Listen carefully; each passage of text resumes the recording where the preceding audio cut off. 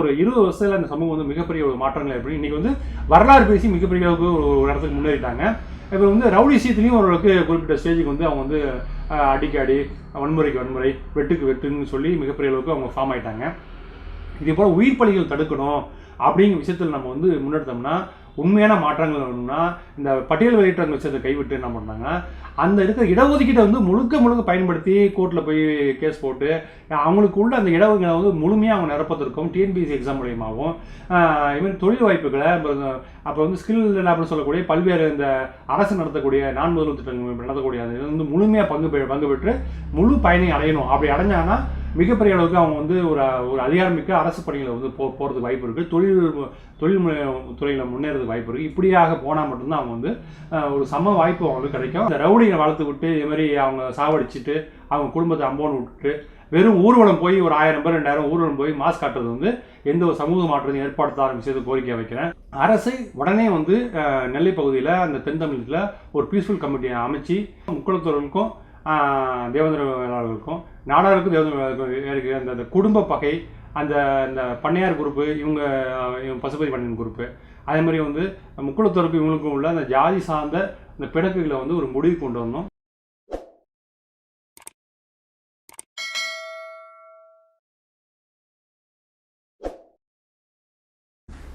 Spotlight TV நேயர்களுக்கு வணக்கம். இப்போ வந்து நம்ம வந்து நெல்லையில் நடந்த படுகொலை பற்றி தான் பார்க்க போகிறோம். இது வந்து நெல்லையில் நடந்த படுகொலை பார்க்கறதுக்கு முன்னாடி என்னன்னா, இதுக்கு முன்னாடி வந்து முத்துமனோங்கிற ஒரு தேவேந்திர வேளாளர் சமூகத்தை சேர்ந்த ஒரு ரவுடின்னு சொல்லக்கூடிய அவர் வந்து பாளையங்கோட்டை சிறைச்சாலையை தாக்கப்படுறாரு. தாக்கணவங்க யாருன்னா அங்கே இருக்கிற அந்த சிறைச்சாலையில் இருக்கிற நாடார்கள் குற்றவாளிகளும் அப்புறம் வந்து முக்குளத்தூர் சொல்லக்கூடிய அங்கே பல தண்டனை பெற்று உள்ளே போன அந்த சிறைவாசிகள் தான் அடிச்சு கொள்கிறாங்க. ஆக அவங்களுக்குள்ள வந்து ஒரு பெரிய வார்ன் வந்துட்டு இருக்கு. யாருக்கு? நெல்லை அந்த தென் தமிழகத்தை யாருக்கு கையில் வச்சுக்கிறது அப்படிங்கிற ஒரு போட்டி நடக்குது. அதை தாண்டி என்னன்னா இவங்க வந்து ஒரு எஸ்சி பிரிவை சேர்ந்தவங்க, அதனால இவங்க வந்து வளரவே விட்டுறக்கூடாது அப்படிங்கிற ஒரு பெரிய ஒரு ஒரு உளவியலோடு இருக்கு. இதனால தான் தொடர்ச்சியாக வந்து ஜான் பாண்டியனும் கிருஷ்ணசாமியும் தொடர்ச்சியாங்கன்னா வந்து போட்டி போட்டால் தேர்தலில் வெற்றி பெற முடியல. அது ஒரு விஷயம் நடந்திருக்கு. இந்த பிரச்சனை இப்போ தான் ஆரம்பிக்குதுங்க. பசுபதி பாண்டியனும் தொடர்றதான்னா அப்படி கிடையாது. பொதுவாக வந்து வட தமிழகத்தில் வன்னியர்களுக்கும் பறையர்களுக்கும் ரொம்ப வந்து ஒரு அந்த ஜாதி கலவரம் நிறைய நடக்கும். இதுக்கு இந்த அளவில் கம்பேர் பண்ணோம்னா அங்கே தென் தமிழில் வந்து அதிகமாக நடக்குது. என்ன காரணம்னா அங்கே வந்து அவங்க வந்து ஒரு அநியாயம் நடந்தால் பொங்கி எழறாங்க, தாக்கல் பண்ணுறாங்க, ரியாக்ட் பண்ணுறாங்க. ஆனால் வட தமிழில் அப்படி ரியாக்ட் பண்ணுறதில்ல. ரியாக்ட் பண்ண ரொம்ப குறைஞ்ச ரியாக்ட் பண்ணுறாங்க. கடந்த சில மாதங்கள் முடியும் வந்து மயிலாடுதுறையில் ஒரு படுகொலை நடந்தது. அதுவும் வந்து ஜாதி சார்ந்த ஒரு இதுதான். கலைஞர் காலை சார்ந்த அந்த நபரை வந்து அங்கே இருக்கிற வன்னிய இளைஞர்கள் வந்து தாக்குறாங்க. அது தாக்குறதுக்கு முன்னாடி அங்கே இருக்கிற வன்னிய இளைஞர்கள் வந்து ஒரு பையனை வந்து இவங்க வந்து கொலை பண்ணுறாங்க. அதனால தான் ஜாமீனில் வந்த அந்த கொலையாளை வந்து வன்னிய சமூகம் சார்ந்த அதாவது குடும்ப உறுப்பினர், பாதிக்கப்பட்ட குடும்ப உறுப்பினர் வன்னிய இளைஞர்கள் சேர்த்துட்டு வந்து கொலை பண்ணுறாங்க. இப்படியான ஒரு போக்கு தான் போகுது. ஆக இந்த விஷயங்கள்லாம் வந்து ஒரு ஜாதி சார்ந்த விஷயம் அப்படிங்கிற பார்க்கறத விட தனிப்பட்ட 2 பேரோட நம்ம வந்து குடும்பம் சார்ந்த கொலை அப்படின்னு பார்க்கலாம். ஆனால் அதை தாண்டி உளவியலில் என்ன பண்ணோம்னா அங்கே வந்து மாட்டு ஜாதிக்காரன் தன்னை அடிச்சிட்டான், கீழ் ஜாதிக்காரன் தன்னை அடிச்சிட்டான் அப்படிங்கிற உளவியல் தான் இருக்குது.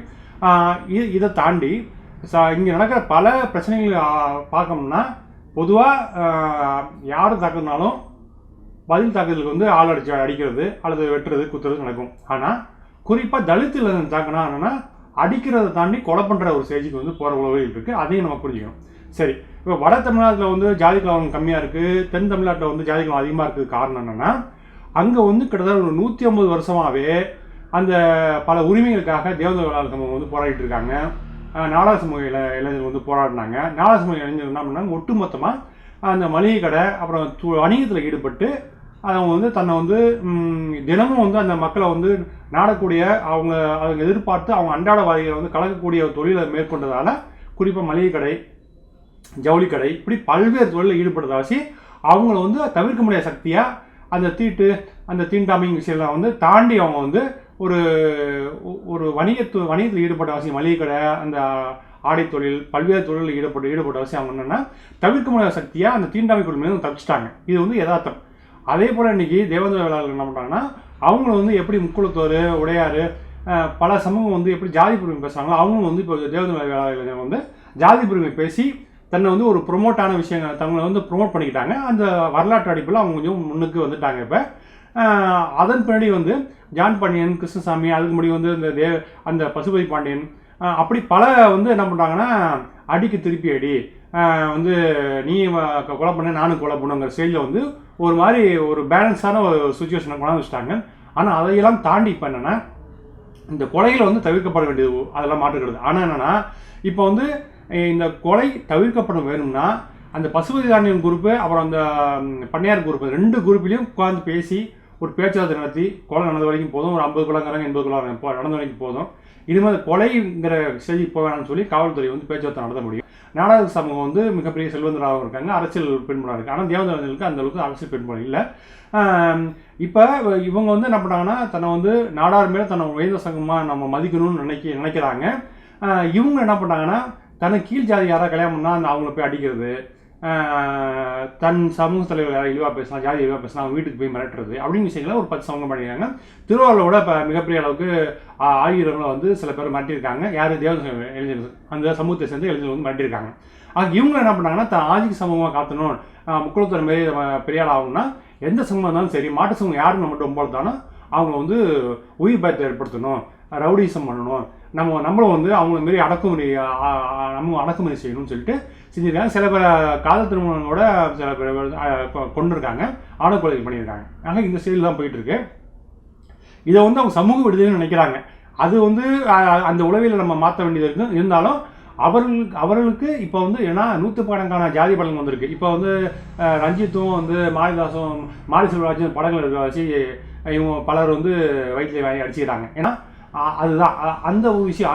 அதாவது நம்ம வந்து என்னென்னா இந்த தேவதர் இளைஞர்களுக்கும் பழைய சமூகங்களுக்கும் கொஞ்சம் ரவுடிசம் பண்ணாலோ அல்லது வந்து அவர் அடித்து திருப்பி தாக்குனாலோ அவங்க ஒரு சின்ன ப்ரிவிலேஜஸ் கொடுக்கணும், பாதிக்கப்படும் பக்கம் நிற்கணும். ஏன்னா அடக்குமுறை செலுத்துறவங்க வந்து பணப்படத்துலையும் அதிகார படத்தையும் செல்வாக்குலையும் வந்து பல அடக்குமுறை செய்கிறாங்க.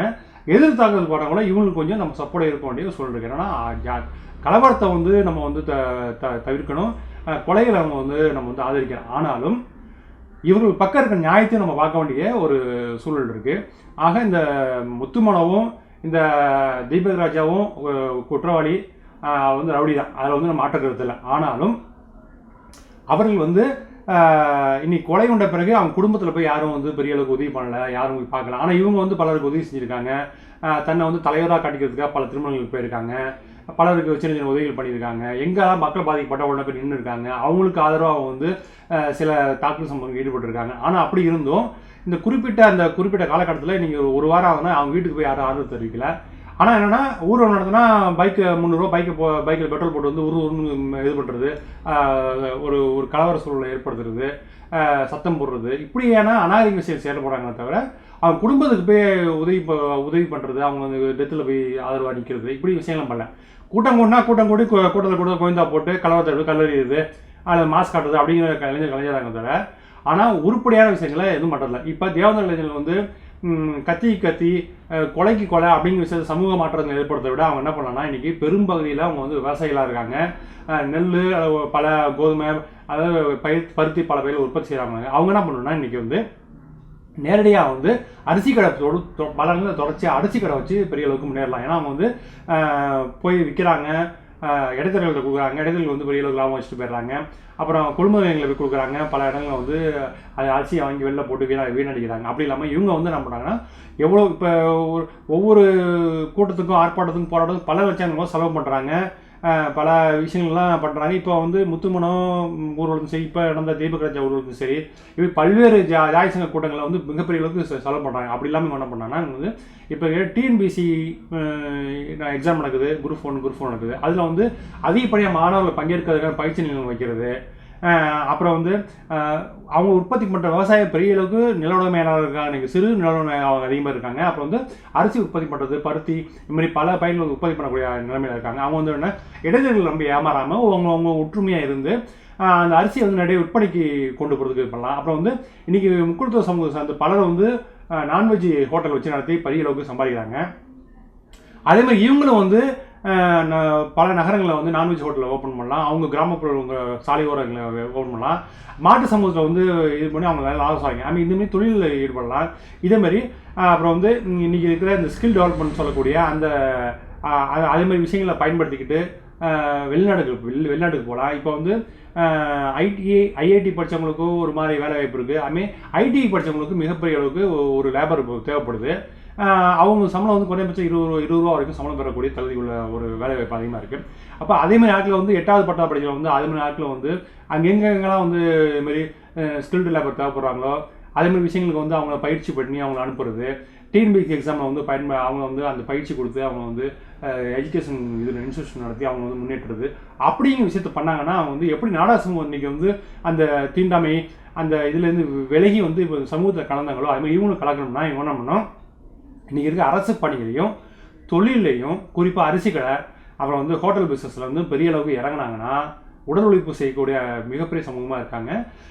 பழைய சமூகமும் இந்த தேவேந்திரர்கள் சொல்லக்கூடிய இந்த பல்லர் சமூகமும் கிட்டத்தட்ட ஒரு 1000-2000 வருஷமாக வந்து நாம் சோறாக்கிறதுக்கு மூல காரணமாக இந்த ஒரு மிகப்பெரிய சமூகமாக வந்து பார்க்கப்படுது.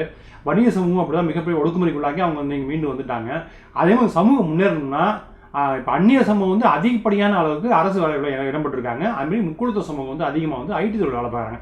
அதேமாதிரி நாடா சமூகம் வந்து மளிகை கடை வச்சு ஃபேஷன் ஷோஸு துணிகளை வச்சு பல முன்னேறிருக்காங்க. அதுமாதிரி இந்த தேவேந்திர வேளாளர் சமூகம் அதிகமாக முன்னேறணும்னா அதிகப்படியான டிஎன்பிஎஸ்சி எக்ஸாம் எழுதி அரசு வேலையில் போடுறது அல்லது ஸ்கில் லேபர் வந்து அதாவது நிறைய பேர் வந்து 12th படித்து மேற்கொண்டு படிக்க முடியாமல் இருக்காங்க. அவங்க வந்து அல்லது பிபிஏ அல்லது சின்ன சின்ன கோர்ஸ் வந்து எனி கோர்ஸ் படிச்சுட்டு அவங்க அடுத்த கட்டத்துக்கு மூவ் ஆகாமல் இருக்காங்க. அதேமாதிரி அவர்களுடைய உழைப்பு வந்து மனித வளம் வந்து மிகப்பெரிய வீணாக போகுது. அவங்களுக்கு வந்து இப்போ தொழில் வாய்ப்புகளை வந்து செஞ்சு இது மாதிரி விஷயங்களை கொண்டு போகலாம். அதில் படிக்காத பசங்க என்ன பண்ணணும்னா ஹோட்டல் பிஸ்னஸ் ஆரம்பிக்கிறது, அரிசி கடை வைக்கிறது, இதுமாதிரி வந்து பருத்தி வைக்கிறது, இதுமாதிரி விஷயங்களை வந்து இவங்க கோதுமை இதுமாதிரி பண்டங்களை வைக்கிறது விஷயம் மூலயமா வந்து மிகப்பெரிய அளவுக்கு பண்ணலாம். இவங்க வந்து என்ன பண்ணுறாங்கன்னா வெளிநாடுகளுக்கு குறைஞ்ச வேலைக்கு வந்து லேபராக போகிறாங்க, அப்புறம் தோட்ட தொழிலாளராக போகிறாங்க. இதுமாதிரி ரொம்ப வந்து ஊதியம் கம்மியான வேலைகளை தேர்வு பண்ணாமல் இதே விஷயத்தில் வந்து அவங்க போய் அவங்க முன்னேறினாங்கன்னா எனக்கு தெரிஞ்சு ஒரு 20 வருஷத்தில் அந்த சமூகம் வந்து மிகப்பெரிய ஒரு மாற்றங்கள் ஏற்படும். இன்றைக்கி வந்து வரலாறு பேசி மிகப்பெரிய அளவுக்கு ஒரு இடத்துக்கு முன்னேறிட்டாங்க. இப்போ வந்து ரவுடி விஷயத்துலையும் ஓரளவுக்கு குறிப்பிட்ட ஸ்டேஜுக்கு வந்து அவங்க வந்து அடிக்கடி வன்முறைக்கு வன்முறை வெட்டுக்கு வெட்டுன்னு சொல்லி மிகப்பெரிய அளவுக்கு அவங்க ஃபார்ம் ஆகிட்டாங்க. இதே போல் உயிர் பலிகள் தடுக்கணும் அப்படிங்கிற விஷயத்தில் நம்ம வந்து முன்னெடுத்தோம்னா உண்மையான மாற்றங்கள் வேணும்னா இந்த பட்டியல் வெளியிட்ட விஷயத்தை கைவிட்டு என்ன பண்ணாங்க, அந்த இருக்கிற இடஒதுக்கீட்டை வந்து முழுக்க பயன்படுத்தி கோர்ட்டில் போய் கேஸ் போட்டு அவங்களுக்கு உள்ள அந்த இடஒதுக்கீடை வந்து முழுமையாக அவங்க நிரப்பத்திருக்கும் டிஎன்பிஎஸ்சி எக்ஸாம் மூலியமாகவும் இதுமாதிரி தொழில் வாய்ப்புகளை அப்புறம் வந்து ஸ்கில் லேப்னு சொல்லக்கூடிய பல்வேறு இந்த அரசு நடத்தக்கூடிய முதல்வர் திட்டங்கள் நடத்தக்கூடிய அது வந்து முழுமையாக பங்கு பெற்று முழு பயனை அடையணும். அப்படி அடைஞ்சாங்கன்னா மிகப்பெரிய அளவுக்கு அவங்க வந்து ஒரு அதிகாரமிக்க அரசு பணிகளை வந்து போகிறதுக்கு வாய்ப்பு இருக்குது.